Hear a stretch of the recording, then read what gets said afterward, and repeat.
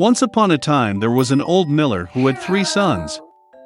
When the miller died, he left his sons a mill, a donkey, and a cat.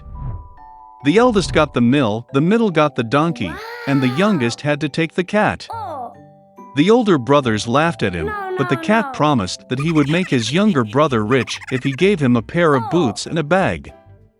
The owner was surprised, but fulfilled the cat's request. The cat immediately pulled on his boots on his hind legs, poured oats into the sack, threw it over his shoulders, and went hunting. In the forest, he opened the bag, threw it on the ground, and hid himself in the thickets. He didn't have to wait long. A curious hare galloped to the sack and climbed into it to feast on oats. And the cat was just waiting for that. He jumped out of the thicket, tightened the sack, lifted it on his shoulders, and went to the royal castle. The king of that country was a great lover of good food. The cat bowed deeply to him, handed the hare, and said that it was a gift from his master, the Marquis de Carabas. The king was pleasantly surprised by this surprise. The cat bowed like a real nobleman and hit the road. Goodbye. The next day he went hunting with the sack again. This time he managed to catch 2 fat partridges. The king was delighted to see another pleasant gift. For several weeks in a row, the cat continued to wear partridges and hares to the king. But he did not say anything about this to his hungry and emaciated owner. Once the cat saw a princess in the palace. She was very beautiful. The cat realized that she would be a wonderful wife for his master. And so the king wanted to finally meet the Marquis. The cat replied that they could find him tomorrow for a walk where the mills were. And he himself ran at full speed to the mill.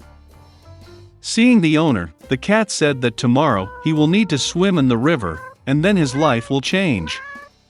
The next morning, as soon as he got into the water, the cat grabbed his clothes and hid them in the bushes. At that moment the royal carriage appeared on the road. The cat jumped out onto the road and shouted at the top of his lungs, "Save me! Help! The Marquis de Carabas is drowning!" Hearing this, the king ordered to pull the Marquis out of the water. The miller's son got very frightened when 2 guards began to drag him out of the river, where he was basking in warm water. The king ordered to bring him his silk attire. The miller's son initially refused, but he liked the gold-embroidered clothes so much that he gladly put on the royal outfit. The king invited him to the carriage, where the beautiful princess was sitting. The miller's son was dumbfounded, but without further ado got into the carriage. A minute later, the carriage rolled on through the fields and meadows that belonged to the giant cannibal who lived in a huge castle. The cat wasted no time, and what was the spirit rushed ahead of the carriage towards the meadow, where the reapers were working in the sweat of their brow. He asked them to say that these fields belonged to the Marquis de Carabas, otherwise the evil cannibal will eat them. Before the astonished reapers could reply, the king's carriage pulled up. And when the king asked whose meadows they were, they answered in a friendly chorus that these fields belonged to the Marquis de Carabas. Meanwhile, the cat went straight to the man-eater's castle. With feline dexterity, he jumped over the stone wall and made his way into the castle. The cannibal was sitting at a large table laden with various dishes. Seeing the Puss in Boots, he was greatly surprised at such impudence. The cat began to tease the giant and said that he could not turn into a lion. Before the cat had time to utter these words, the cannibal turned into a huge lion with a shaggy mane. The cat's soul went into his boots from fear, but he overcame it and said that the cannibal could never turn into a mouse.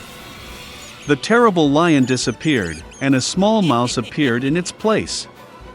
And that was all the cat needed. In the blink of an eye he caught up with the mouse, caught it, and ate it. At this very time, the royal carriage drove into the castle courtyard. Opening the carriage doors, the cat bowed politely and said that he was glad to see everyone in the castle of the Marquis de Carabas. It is difficult to say who was more numb from amazement at these words, the king or the miller's son, who already did not understand anything at all.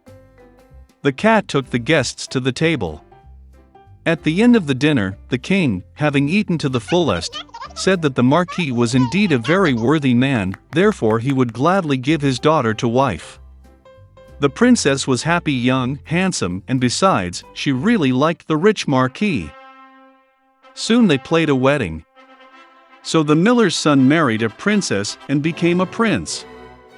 All of them lived happily ever after, especially the cat, who proudly paced the palace in high boots. A princess lived in a luxurious castle. She was only 14 years old, but she was terribly spoiled and moody. Once she came up with something for April to come, and there were spring flowers at the New Year's banquet. She issued a decree in which she announced the beginning of spring and promised to generously reward the one who brings snowdrops to the palace. In a small house on the outskirts of the city lived a stepmother with her daughter and stepdaughter. The stepdaughter was a very sweet and kind girl, and her name was Masha. The stepmother and daughter were very lazy and angry, and they hurt the poor girl in every possible way.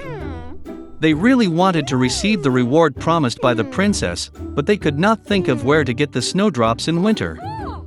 The old woman decided to send Masha to the forest to bring them spring flowers.